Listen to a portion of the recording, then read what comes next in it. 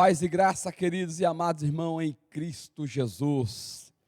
Mais uma vez estamos aqui para estarmos conversando sobre a escola bíblica, ensino e compartilhamento da palavra de Deus. Nós estamos aqui diretamente da Igreja Assembleia de Deus, Jardim Alvorada, Rua Dracena, número 202. Pastor Washington é o pastor aqui que pastoreia essa igreja. Eu desejo a todos uma tarde de bênção, uma tarde de vitória e uma tarde de grande edificação espiritual para a sua vida e para a sua família. Nós somos da Assembleia de Deus, ligado ao Madureira, o pastor presidente do campo aqui de Vila Alzira, onde nós estamos, na região, é o pastor Antônio Campas, esse grande homem de Deus, amoroso, uma pessoa maravilhosa. Amém, queridos? Então, prepare a sua lição. Nós vamos estar falando hoje, dentro da revista Betel, que é Madureira, né? Nós vamos estar falando da lição número 6. Hoje vai ser ministrada a lição número 6. Então, se você tem a sua revista, pegue a sua revista, pegue a sua Bíblia, caderno para anotações, convide outros, compartilhe essa live, porque a lição de hoje é de grande edificação para a nossa vida. Vamos orar e já vamos iniciar a lição da Escola Bíblica número 6. Pai, nessa tarde de bênção e de vitória, queremos te louvar e te exaltar. Ser grato ao Senhor por mais uma vez estar aqui diante da tua presença, ministrando e ensinando a tua palavra. Ser conosco, nos abençoa, edifica a vida de cada lar onde essa live foi entrando, para que o teu nome seja louvado e as vidas sejam edificadas no poder da tua palavra, em nome de Jesus. Amém. Então, lição número 6, a temática diz o seguinte: o grande eu sou, as declarações poderosas de Jesus Cristo. É muito interessante quando o comentarista que escreveu, o escritor da revista, coloca que as declarações poderosas de Jesus é eu sou. Esse termo, esse título, eu sou, deu um nó na cabeça de muitos judeus, ou por que não dizer da maioria dos judeus, principalmente a dos escribas, né, dos saduceus, os doutores da lei, porque eles não esperavam que o Messias vinha com muita humildade. Eles esperavam um Messias guerreiro, vindo com um exército, né, para libertar o seu povo, o povo judeu, da opressão romana. E aí vê um judeu, um galileu, de uma maneira simples e humilde, e dizendo, eu sou. E aí dá um nó na cabeça desses doutores da lei, né? Porque não esperavam Jesus, o Cristo, o Messias, o Filho de Deus, vindo com tamanha simplicidade e humildade. Mas a verdade é que o Messias, o Filho de Deus, Jesus Cristo, ele veio com grande humildade. O apóstolo São Paulo, na epístola aos Filipenses, no capítulo 2, se não me falho, do verso 5 para cima, né, ele vai falar sobre a humildade de Jesus Cristo, né? Ele vai deixar muito claro que ele veio em forma de servo, de homem, né? E se humilhou, se despojou, né, da sua glória. Então, o Messias veio de maneira humilde, mas com declarações poderosas sobre a sua pessoa. Eu sou. Texto áureo diz o seguinte, João, capítulo 8, verso 58, diz assim, disse-lhe Jesus, em verdade vos digo que antes que Abraão existisse, eu sou. João 8,58. Jesus falando a alguns judeus e alguns povo da nação, falando para ele que ele veio antes de Abraão. Imagina, como assim? Jesus veio antes de Abraão, esse filho de carpinteiro, dizendo que veio antes de Abraão. Então, quando Jesus fala que veio antes de Abraão, ele está dizendo da sua natureza divina, ele está dizendo da sua existência na eternidade passada, né? E aqueles homens judeus não estavam compreendendo que o pai dele, né, como eles diziam que era pai Abraão, e eles nem tinham Abraão como pai, porque não obedeciam sobre as orientações de Abraão, vamos assim dizer. Então, quando Jesus fala para eles que ele é antes de Abraão, arremetendo a sua eternidade passada e dizendo da sua divindade, dá um nó na cabeça desses homens, desses escribas, desses fariseus, desses doutores da lei, desses sacerdotes e de alguns da nação, porque não compreendiam, achavam que Jesus não era o Messias. Verdade aplicada: Jesus Cristo é o Filho de Deus enviado ao mundo para oferecer salvação a todos que creem nele.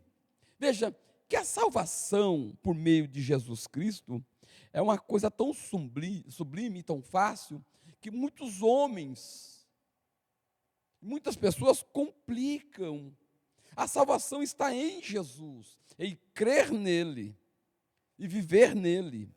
Além de redimir, além de Jesus Cristo redimir, ele também sustenta e supre as necessidades daquele que caminha com ele. Porque o fato não é só ser salvo por Jesus, tem a caminhada cristã, tem a vida cristã, tem a vida cotidiana do nosso relacionamento com Jesus. Então, ele veio nos redimir. E quando nós falamos de redimir, né, redenção, redimir significa, olha que interessante, resgatar, pagar, liberar, readquirir, adquirir de novo, reconquistar aquilo que se havia perdido. Então, quando aqui na verdade aplicada coloca o termo redimir, é que Jesus veio nos redimir por meio de um preço, e o preço que foi pago para nos redimir foi a vida, foi o sangue de Jesus. Então, a nossa redenção, ela está baseada em valor de sangue, não tem preço, porque o preço do sangue de Jesus não tem quantidade, não tem ouro, não tem prata. Então, nós fomos comprados pelo poder do sangue de Jesus, que não tem preço, tem valor, preço jamais. Então, continuando aqui, por exemplo, liberar uma pessoa do cativeiro mediante pagamento. Alguns estudiosos colocou a situação para explicar o que é redimir, falando sobre o resgate de uma pessoa por meio de um pagamento, assim como o resgate da nossa salvação por meio de um pagamento. Louvado seja Deus. Então, vamos valorizar a morte de Jesus. Vamos valorizar o sangue do Messias. Introdução.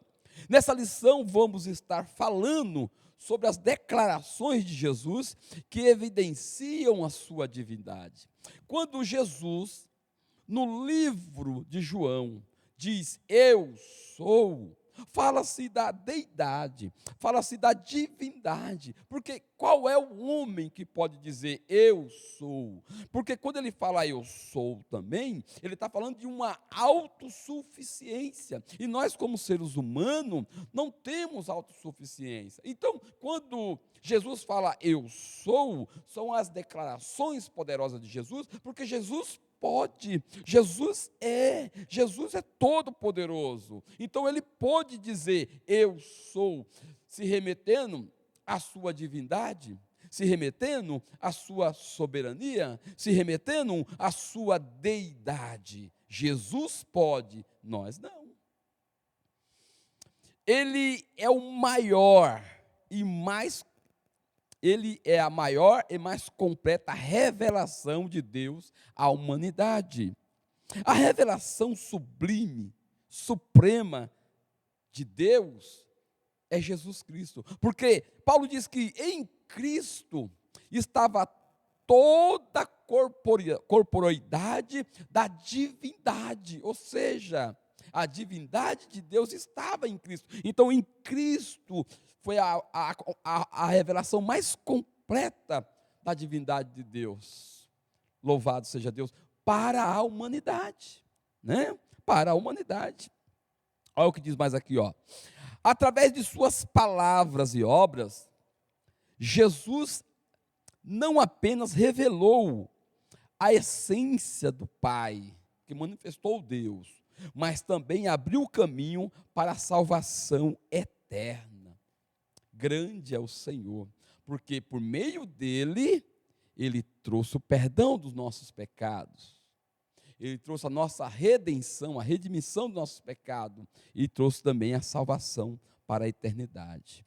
Primeiro ponto, a divindade de Jesus.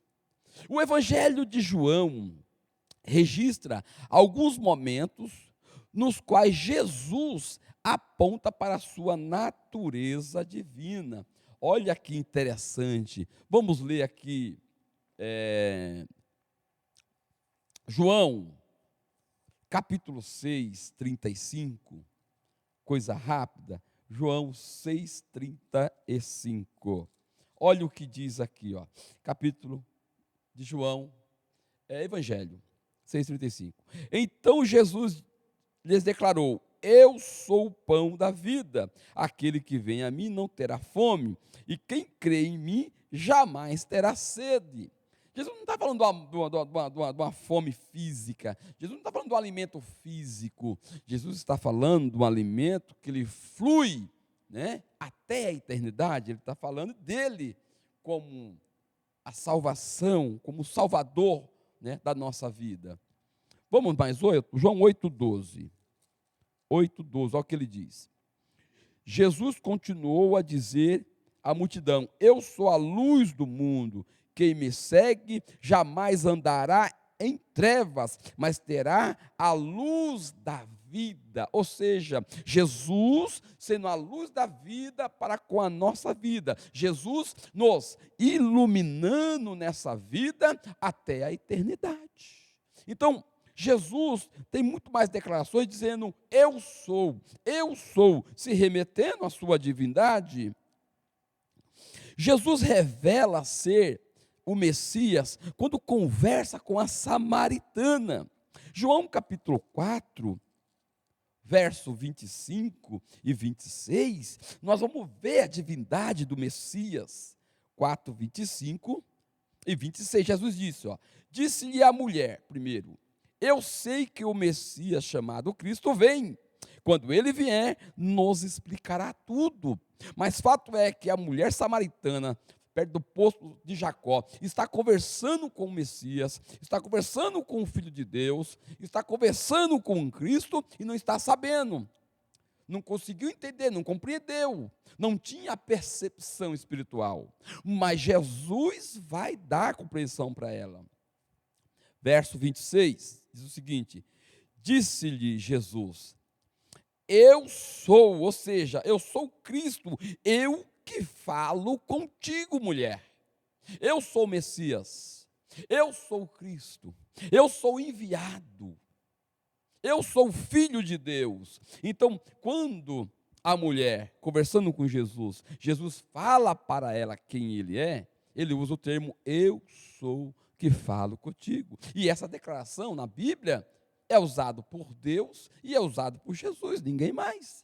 Porque quem é que pode dizer eu sou, que tem parte com a natureza divina, a não ser Jesus? Jesus se apresenta como eu sou, em João 8,58, como o pão da vida, a luz do mundo, porta das ovelhas, ressurreição e a vida, bom pastor, né? O caminho, a verdade e a vida. Então, tem diversas declarações dizendo eu sou, para confirmar a sua natureza e a sua deidade. E em João 8,58, vai ser mais uma dessas declarações que arremete ao título da sua divindade. 8,58 diz o seguinte: respondeu Jesus, em verdade vos digo, que antes que Abraão nascesse, eu sou, que é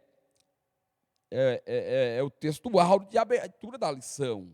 Então ele está dizendo, eu sou antes de Abraão. Muito interessante. Eu sou, este título denota a sua deidade, a divindade de Cristo. Bendito seja dado ao nome de Jesus a honra, a glória e o louvor para todos sempre ao Messias. Vamos para nós falamos o ponto 1, dando uma pincelada aí sobre a divindade de Jesus. Tem muitos textos bíblicos no livro de João, que fala sobre a divindade de Jesus. Ponto 2, Jesus, pão, luz e porta para a vida. Aqui temos 3 metáforas usadas por Jesus Cristo para expressar algo em relação a si mesmo. Quando Jesus usa pão, usa luz e usa porta, ele está usando da linguagem figurada para trazer um significado e um ensinamento para a nossa vida. Ou seja, Jesus está querendo expressar ensinamento para a nossa vida de maneira figurada. Pão da vida. Jesus é o pão da vida que veio dar vida ao homem. Isso significa que ele alimenta a alma, como o pão alimenta o corpo. Então, assim como o pão alimenta nosso corpo físico, Jesus, que é o pão vivo que desceu do céu, alimenta a nossa vida espiritual. O homem é tricotômico. O homem é espírito, que é a parte mais profunda do seu ser. O homem é alma, que é o centro das suas emoções, do seu sentimento. E o homem é corpo, é a parte física, que liga a parte, que liga o mundo em qual nós estamos vivendo, que é a parte física, e o mundo do campo espiritual, né? Por meio do corpo, nós vamos transitando nessa 2 dimensões, a dimensão do mundo físico e a dimensão do mundo espiritual. Então, esse corpo, quando nós entregamos a nossa vida para Jesus, nós começamos agora, né, transitar nessas 2 dimensões, e isso é impactante, e isso é uma coisa sobrenatural, é maravilhosa. É grandioso quando você tem a percepção, a compreensão e o entendimento que você tem 2 naturezas dentro de você, 2 cidadanias, a cidadania celestial, espiritual e a cidadania física, humana. Isso é tremendo quando conhecemos. Então, Jesus, como o pão da vida, espiritualmente falando, ele alimenta a nossa parte espiritual. E o alimento, pão físico, material, alimenta a nossa parte física. Jesus está dizendo, quando nós aceitamos a Ele, Ele vai nos alimentar no campo espiritual, na dimensão espiritual. Isso é tão verdade. Deixa-me sair um pouquinho, e aqui em Efésios, tem um texto bíblico em Efésios, que eu gosto muito desse texto. E ele vai dizer-nos dessa dimensão a qual nós estamos, Paulo desvendando os mistérios do campo espiritual. Olha só, Efésios capítulo 1, 3, anote bem isso, diz assim: bendito seja Deus e Pai de nosso Senhor Jesus Cristo, o qual nos abençoou com todas as bênçãos espirituais nas regiões celestial, ou seja, numa dimensão espiritual, no local espiritual, no lugar espiritual que nós estamos inseridos, e que diz que é em Cristo. Então, em Cristo, Deus nos abençoou com esse mundo espiritual, para a gente poder transitar, andar, viver no campo físico e no campo espiritual. Aleluia, glória a Deus. Isso é o Messias, isso é o eu sou o pão da vida. 2, a luz do mundo. Somente um encontro pessoal com o Filho de Deus pode iluminar a nossa vida. Então, quando ele diz que ele é a luz do mundo, ele disse: eu sou a luz do mundo. Ele está dizendo: eu ilumino todo homem que veio ao mundo e que crê em mim, que quer viver em mim. Glória a Deus. João capítulo 1, verso de número 5, eu estava meditando, não só o 5, mas o 3, João capítulo 1, o Evangelho, né? 1, 3 diz assim: todas as coisas foram feitas por meio dele, de quem? De Cristo, e sem ele nada do que foi feito se fez. Verso 4, nele estava a vida, e a vida era a luz do mundo. Quem é a luz do mundo? Jesus. A luz resplandece nas trevas. Quem estava em trevas? Muitos de nós estávamos em trevas, e as trevas não prevaleceram sobre ele. Quando Jesus veio, não achou nas trevas, as trevas foram dissipadas. Por quê? Porque ele é a luz do mundo, que nos ilumina. O que é nos iluminar? Assim como a luz, ela dá claridade para nós enxergarmos o que estamos vendo, Jesus, como a luz do mundo, nos faz compreender o seu propósito aqui na terra, nos faz compreender a revelação da sua palavra, nos dá iluminação, entendimento, compreensão, para que nós possamos andar na sua palavra e neste mundo tendo iluminação espiritual. João capítulo 8, verso 12. Jesus continuou a dizer à multidão: eu sou a luz do mundo, quem me segue não andará em trevas, mas terá a luz da vida. Ou seja, a luz que o Jesus nos ilumina leva até a vida eterna. Então, a luz do mundo é Jesus na nossa vida. Terceiro, a porta das ovelhas. O Filho de Deus é a porta por onde entram frescor e vida. Olha que interessante. Jesus agora, ele se coloca como a porta. A porta é um local de entrada. É por onde nós entramos. É uma referência a qual nós usamos para entrar. João 10, 7 diz o seguinte: portanto, tornou Jesus a dizer: em verdade vos digo que eu sou a porta das ovelhas. Porta e ovelhas. A porta pela qual podemos passar e entrar e encontrar pastagens. Jesus está dizendo: eu sou a porta, você entra por mim, que você vai encontrar pastagem. O que é pastagem?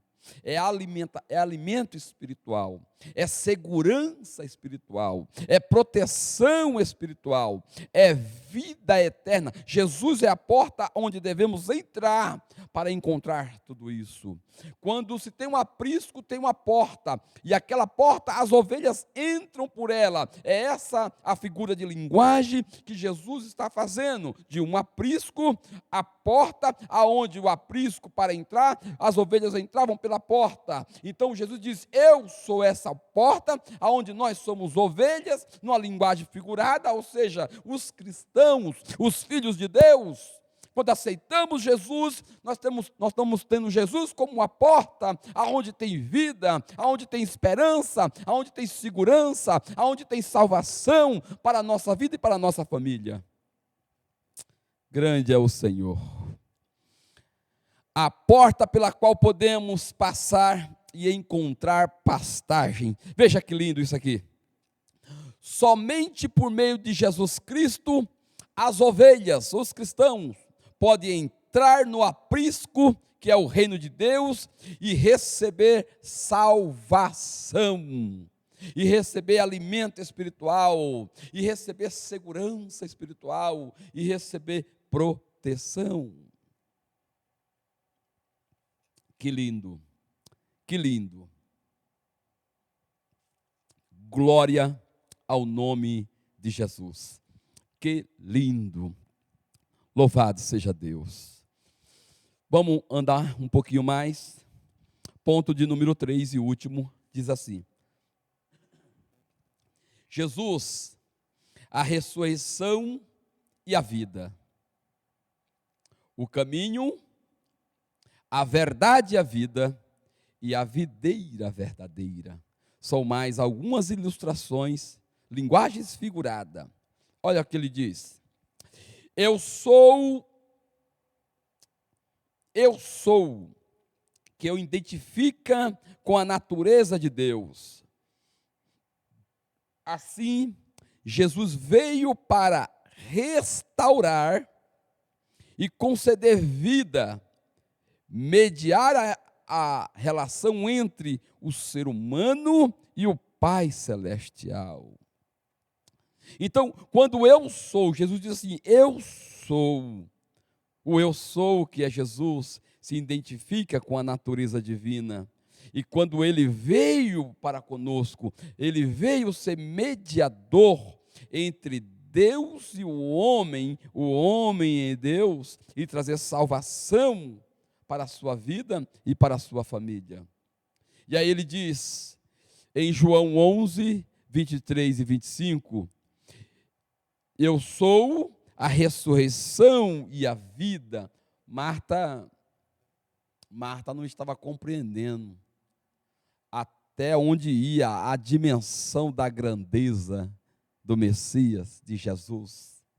Ela não estava tendo discernimento do poder de Deus, que o poder de Deus, dentro do contexto da ressurreição e a vida, tanto poderia trazer a vida de Lázaro depois de 3 dias,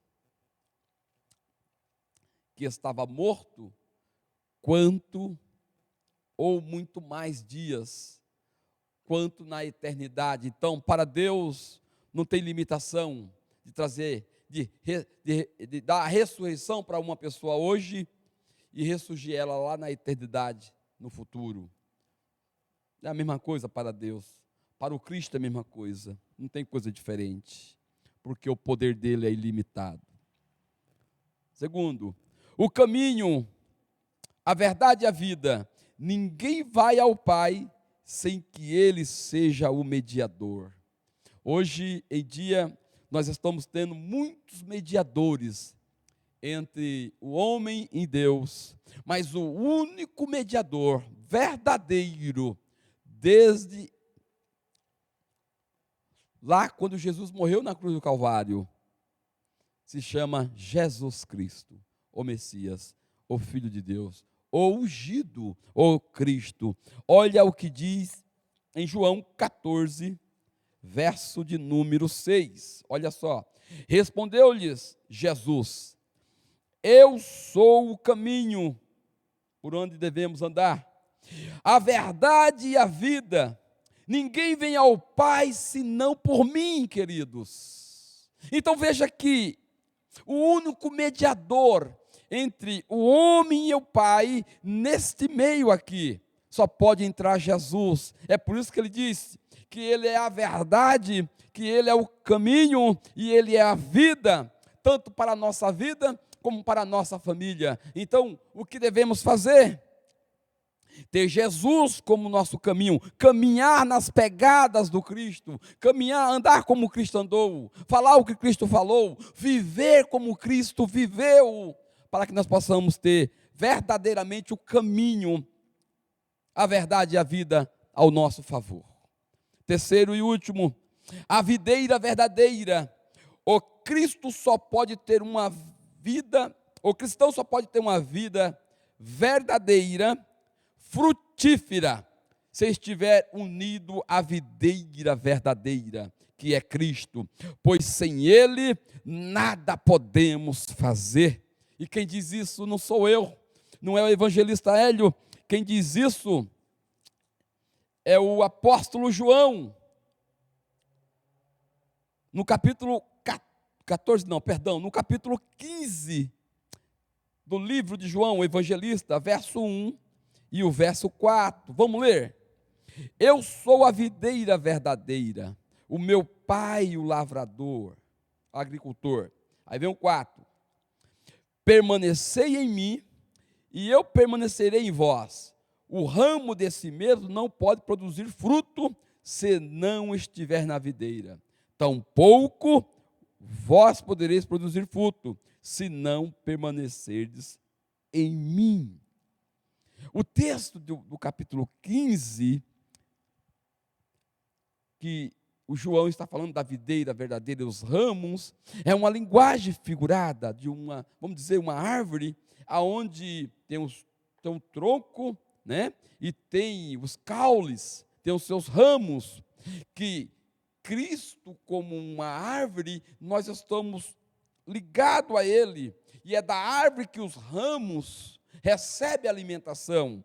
Então, essa verdade no campo espiritual é real. Quem está em Cristo recebe a alimentação espiritual, recebe os nutrientes da vida espiritual, para que possa fazer algo para Jesus no seu reino.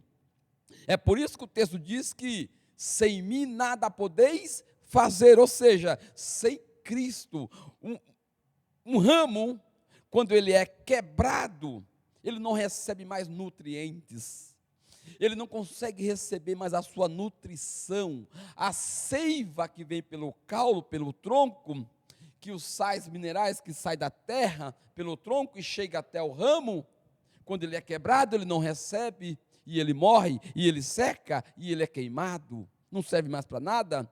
Assim é como muitos filhos de Deus, que se dizem filhos de Deus, que estão no ramo, que estão na igreja, mas não estão recebendo a seiva, o alimento espiritual, não estão recebendo a graça, a unção de Deus, o poder de Deus. Por quê? Porque dizem que estão em Cristo, mas as suas vidas não condizem com aquilo que Ele diz, a sua caminhada, a sua pegada, a sua vida está totalmente contrária do que tudo que diz a palavra. Então nós temos cristãos que se dizem filhos de Deus, mas que não estão na videira verdadeira. Muito cuidado com a sua vida. Nós não estamos aqui para julgar ninguém, nem para apontar o dedo para a vida de ninguém. Nós estamos aqui como a voz profética e atalaia para dizer que aquele que não está em Cristo, verdadeiramente, não está recebendo o poder e a unção e o alimento espiritual para ficar de pé diante da presença do Deus Todo-Poderoso. Sem mim, nada podereis fazer. É isso que o texto diz. E a linguagem figurada de uma árvore é verdadeira, que quando o ramo se quebra, não serve para nada. Isso é um cristão anônimo, que não está verdadeiramente em Cristo, ligado ao campo espiritual, ligado ao corpo de Cristo, para verdadeiramente receber a graça de Deus. Grande é o Senhor, louvado seja Deus. Então, que nós possamos estar verdadeiramente ligados à videira verdadeira, que é Jesus, e receber os alimentos para a nossa vida. Conclusão, a lição de hoje nos exorta a permanecer em Cristo, pois Ele é suficiente para salvar a nossa vida, para sustentar a nossa vida, para prover e guardar a nossa vida, para restaurar e nos fazer frutificar, ou seja, dar fruto no reino de Deus, ajudar outros que estão chegando no reino de Deus, ser uma atalaia, ser uma voz profética, ser um mensageiro, auxiliar, ajudar o nosso pastor local, estar junto na comunidade cristã, ajudando um aos outros, ajudando os soldados feridos. Se nós estivermos na videira verdadeira, nós vamos dar fruto e vamos ajudar. Ao longo da nossa caminhada cristã, o eu sou está conosco. O eu sou, o Filho de Deus, o Messias, o Cristo ungido, o enviado de Deus, arremete à sua divindade. Então, Cristo está conosco todos os dias da nossa vida. Então, quando se fala desse termo, eu sou, fala-se da deidade divina de Jesus Cristo. E Cristo é suficiente para a nossa vida. É isso que a lição de número 6 da nossa escola bíblica vai arremeter. O grande eu sou, as declarações poderosas de Jesus. Jesus é suficiente para a nossa vida. Não precisa colocar mais alguma coisa no Evangelho, não tirar. Jesus é suficiente. Louvado seja Deus. Chegamos ao final de mais uma escola bíblica, lição número 6, falando das declarações de Jesus. Eu sou a luz do mundo. Eu sou o caminho, eu sou a porta da ovelha. Olha só, eu sou a vida, eu sou o pão da vida, eu sou a ressurreição. Quem é? É Jesus Cristo. Louvado seja Deus. Gratidão pela sua pessoa de estar nos ouvindo e aprendendo a palavra. Que Deus possa abençoar poderosamente a sua vida e a sua família. Amém? Eu quero, antes de terminar, deixar a agenda nossa aqui. Nós temos aqui culto no domingo, às 9 horas da manhã, temos um culto aqui para a família abençoado. Também às 18 horas, no domingo, é isso mesmo, aqui na Igreja de Jardim Alvorada, Rua Dracena, número 202, nós temos 2 cultos, um às 9 da manhã, que é o culto da família. Vem muita gente com família, é um culto abençoado. E às 18 horas da noite, que é um culto com a família também, que vem muita gente aqui na nossa igreja, é uma igreja abençoada, um local abençoado, tem uma área gourmet, para depois que você terminar o culto, você sentar, tomar um café, compartilhar um pouco com os irmãos do culto. É uma semana na qual você não viu o irmão, dá um abraço, amém? Então, fica aí esse convite, às 9 da manhã, às 18 horas da noite, culto ao domingo. Deus abençoe a sua vida, que você venha ter aí dias de bênção e de vitória, em nome de Jesus. Grande abraço, fica com Deus.